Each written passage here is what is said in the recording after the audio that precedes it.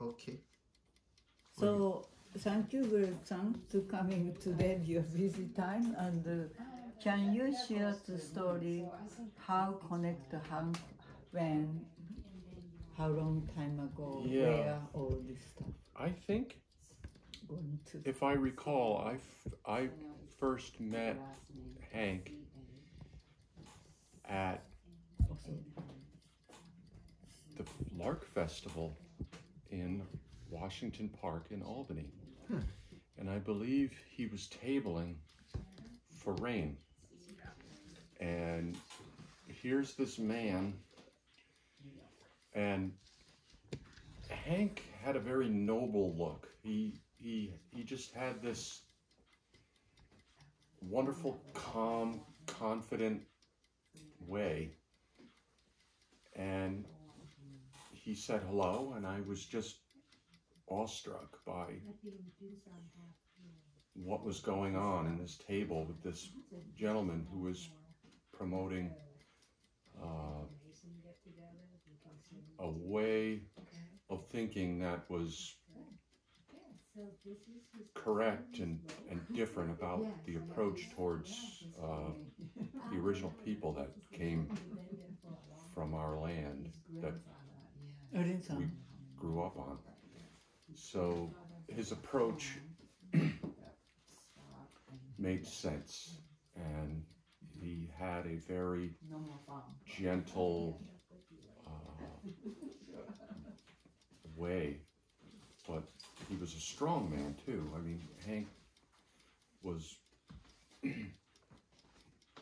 he had a strong sense of principle, and it was always related to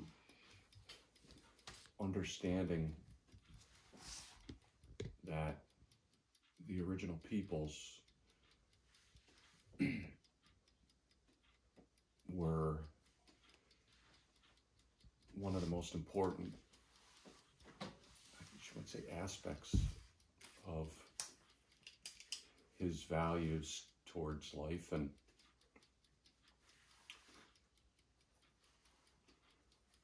we just found that connection that way.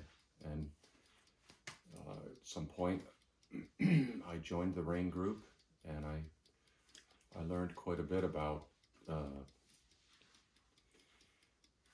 you know, it changed a lot about me and about the people that I was around. And one thing led to another, and before I knew it, I was going to powwows. We were working together, trying to raise awareness towards Native peoples and some of the socio and political problems that were taking place in the 80s. It was in the heat of the war on the indigenous people in Central and South America. There were a lot of problems in Guatemala and El Salvador and Nicaragua, and our government was financing that oppression. And it was difficult, but I wanted to be a part of it, and it was because of Hank that, so in a way, you know, he changed my life, and I wouldn't have met Chisako if it hadn't have been for Hank. I wouldn't have met Chisako if it hadn't have been for Jun-san. There are so many people that I became aware of that were so important just by knowing Hank. And I didn't meet a lot of these people. I did meet a lot of really beautiful and strong teachers and elders by knowing Hank. Even though we didn't meet some of those people directly, we were taught a new way of thinking by people like Grandfather David and Philip Deere and Jake Swamp Tom Porter, and I could go on forever just about the consciousness that's just all somehow connected to something that has to be considered sacred. And Hank had a way of approaching it in a very, very gentle but strong way. And it's the only way I could describe it. Okay, thank you. So, how old that time you are? Your How old age? was I at that time? I would say about 26 or 7. Oh,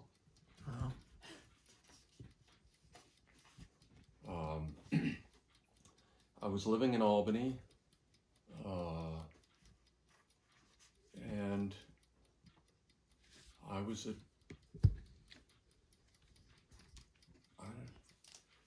I guess you could say I dabbled in some territory that was a little destructive, and at that point I needed to make some changes, and Hank said you could come live with us. So I had met Chisako, and I decided that there were some changes that I needed to make within the way I was living. So I came up here, and it was a drug-free and an alcohol-free environment. It let me realize that there was more to it than just partying. And it was good. I needed it. yeah, I hear Jim-san and Michio-san came with Windy and Hana-san. That is because Hana-san just came back from Taiwan, and Hana-san need That the vaccine? vaccine. Taiwan is not ready, and Hana-san is part of teaching Yes. the Taiwan. So she come all the way from Taiwan to here, and Hana and Hana-san and Windy-san and Jim-san, Michio-san, everybody wanna come here.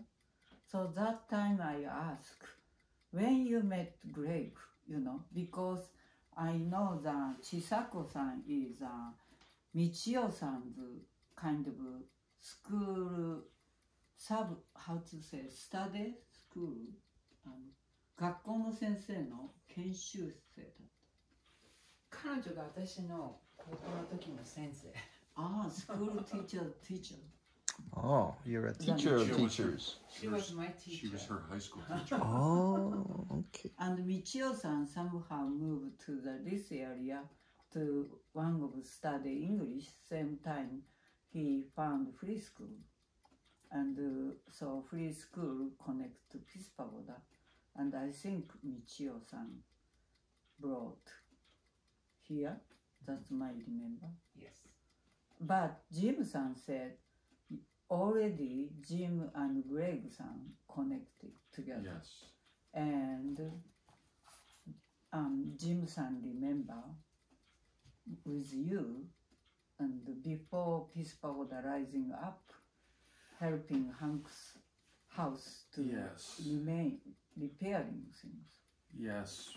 When we moved So in, this is a little bit different story. it's all very, very close in time. I think the pagoda was not started yet, but the barn that you were living in Already. was already, and the temple was already set up. Wow. So I guess the wheels were turning for the Peace Pagoda, and Hank's vision was underway. And Hank's part of Hank's vision was never able to be seen because of his stroke and getting sick, but I think he wanted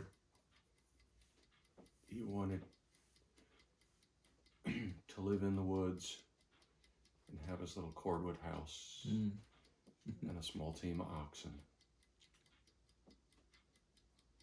And I wanted him to have it. So almost you met Hank-san, Jim-san, and same area you met your wife. Yes. All kind of. I met Jim through mutual friends, and we were invited to a screening of a Japanese film at Marianne, I don't know her last name, in Albany. And it was a Japanese film regarding the forced relocation of the Navajo and the Hopi. Miyata-san's Hopi prophecy movie. And it was it was the film regarding the forced relocation to get access to the uranium. And we went to the screening of that film at Marianne's house, and that's where Chisako and I met. So it was through the connection of you and Hank and your involvement and my getting to know the people here. Wow, that's very interesting from Hopi prophecy. Because I think Michio-san is connected from Hopi prophecy movie in Osaka, and she saw Spire, this Hopi prophecy movie, and somehow she was planning to come to America to study English. So she met Miyata-san, is a Hopi prophecy movie guy and producer, and Hopi prophecy movie director is already know me. So he said, Michio-san, if you're going to America, you should see Jun-san. But Miyata-san don't know where I am. So when the Michio-san came to free school, and she see drumming and looks like strange now moving around. And so Michio-san feel, oh, this is Jun-san walking and drumming. That's very connected, I think. And Jun-san, if my memory serves me, I think you and I met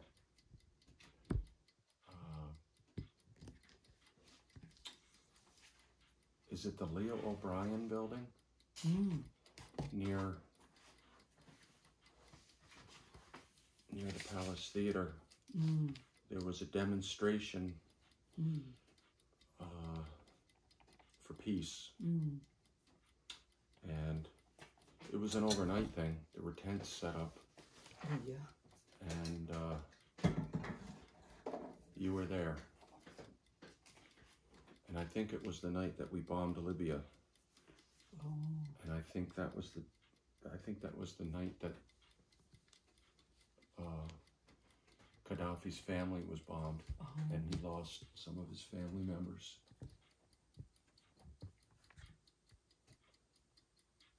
What are you doing in the tent? I just went there to show solidarity for world peace, I guess, and you were there with your drum. Okay.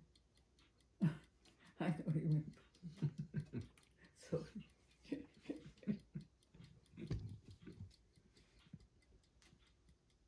So George-san, you have a question from your side? It's just Hank's intention. Did he realize his connections would, or his original dream, I guess, his intention for this place? and the connections that it would reverberate through so many other communities. I don't know how Hank originally became a steward of the property here. He bought it, and I don't know what intention was there, but I think he knew that it was something going to happen, and I think it developed by its own power. And I think he saw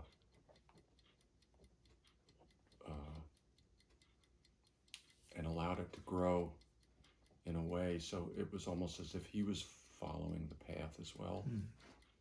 So Hank was very gentle about it. He was very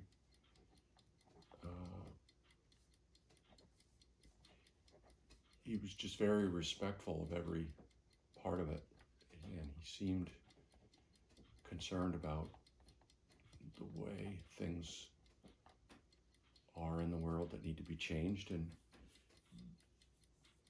that it's important to listen to the elders. And he was very careful and non-judgmental in his way, but he was very principled and was not someone that would be afraid of adversarial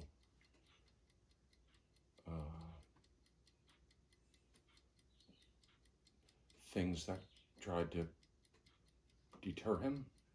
He pushed on toward it. And every time Hank spoke, it was always, what would the elders say?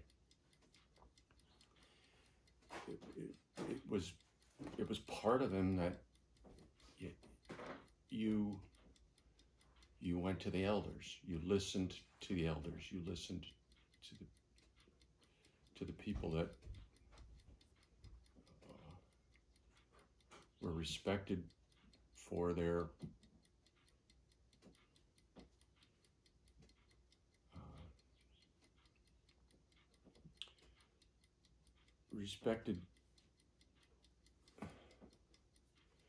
intentions and how they lived for their people and others.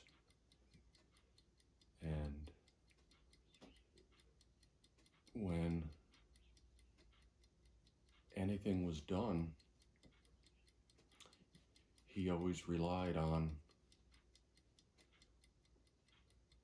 the teachings coming from those elders, and that's the way Hank was. He never made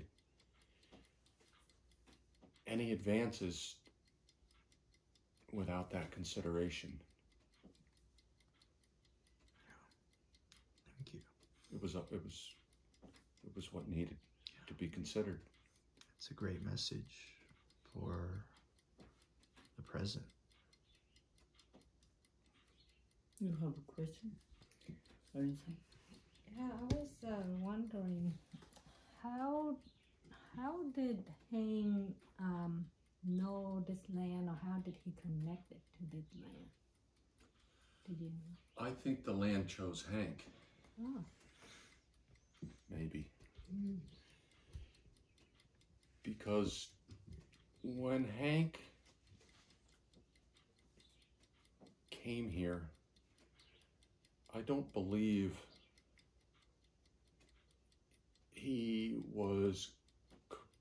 I think he knew the land was special, but I don't think he knew that there were sacred sites. I don't think he knew that there was potential for indigenous spirit and that there was that strong and that much connection and life spirit, I guess the word is. I think that in some way, I think that just the power and the spirit and all the things that evolve in nature, and I think it just chose him. That he needed to be a part of it to protect the land here. We did some workshops here with the Lakota people to raise money for I believe it was a place called Tiashbe, to raise funds for an ambulatory care center in South Dakota.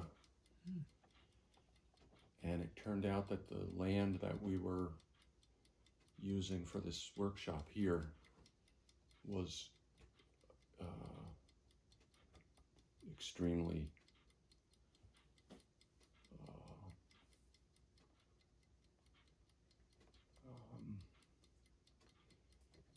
there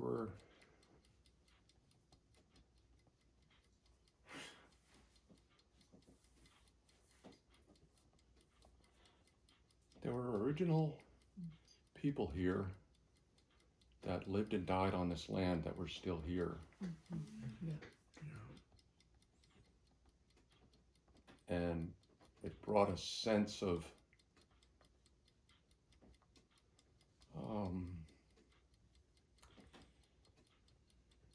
how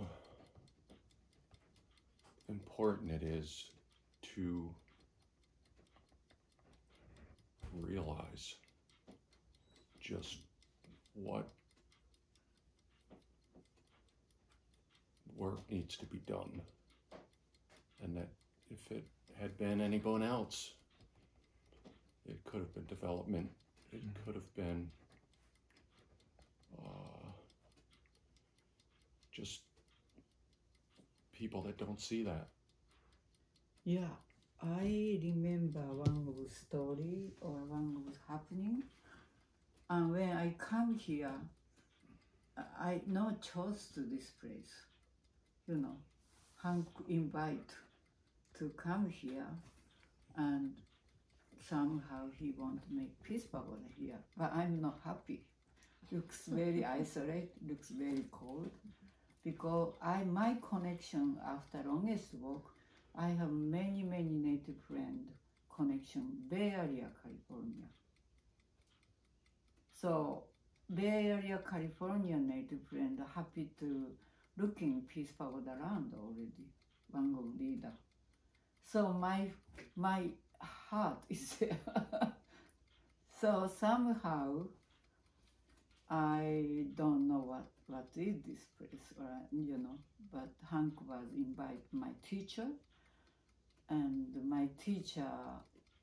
One time I remember, California's Los Angeles area, Zen monastery people invite my teacher to the very wealthy mountainside, very expensive site.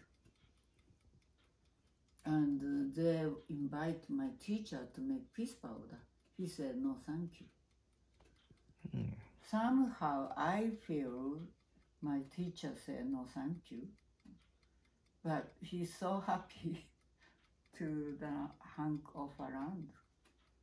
So I was so surprised my teachers, welcoming to Hank's offering.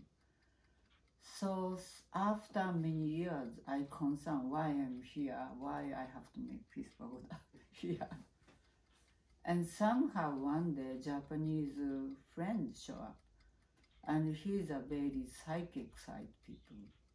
And I never met these people.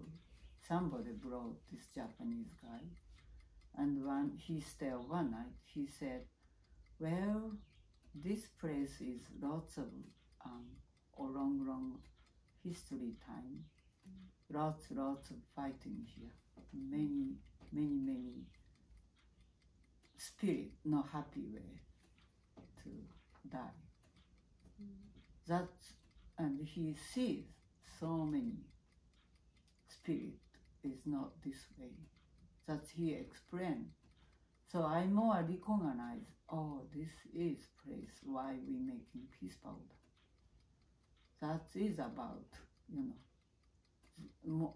so that time already I connect so many native people. I know all background of American history, but more understand those Japanese guy explained from his mind, his psychic way, to how about this land.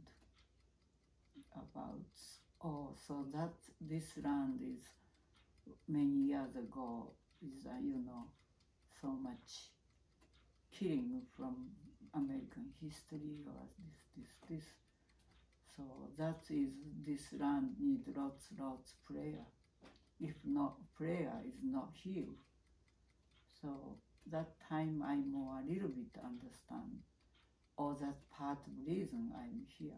It's no meaning making Peace Pagoda, but more understand why I'm here. And same area time, more Mohican people, elder Mohican people more coming, going all the time, and introduce from Hank, and every summer Mohican people coming here. And somehow Albany Museum, they have a Mohican remain, and Mohican people found so many remains inside museum, so they request to return to the land. So Albany Museum people, I think, are very understand. They return to Mohican people. So Mohican people come to here to asking, is it okay to remain our ancestor born? So I say, of course, this is your land, I'm just a moment here. So they're so happy, so they brought ancestor and remain from museum, because they are more real one. Of course, everywhere, remains everywhere, this land. Mm-hmm. But same time, I remember Hank-san invite to the archaeology people from Boston, because so many stone pile everywhere. And part of the stone pile is not made by farmers people, before farmers time. Right. So he walk everywhere, they walk everywhere, and how much this land has so many, the sacred object stone piled. So this archaeology people, I think, especially he studied these things, why they putting stone piled up. So Hank-san was part of this project going on, but I not much understand because my English, and I'm more focused make Peace Pagoda, running around, making lunch and dinners. So maybe you remember this area.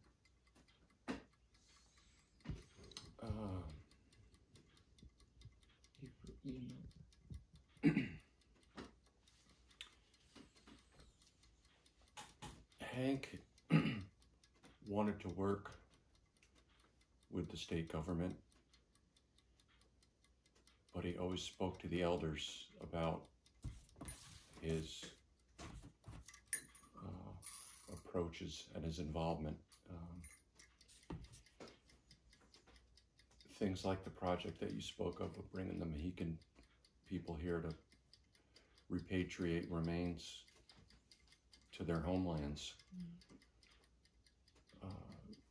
Possibly could not have happened if it were not for Hank. I witnessed the return of the George Washington Covenant Belt and another group of important belts at Onondaga by working with Hank. And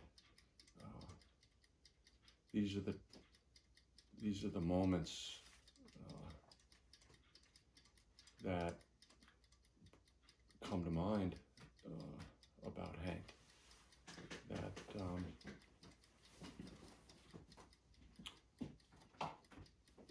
there are things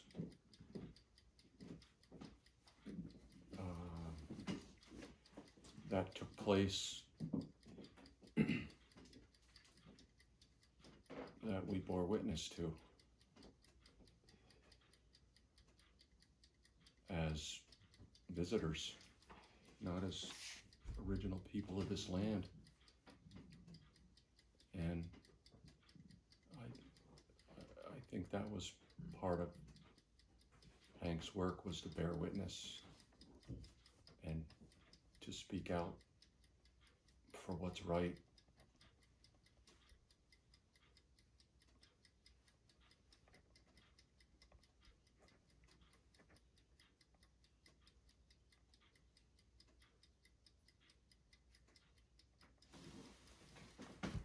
Thank you.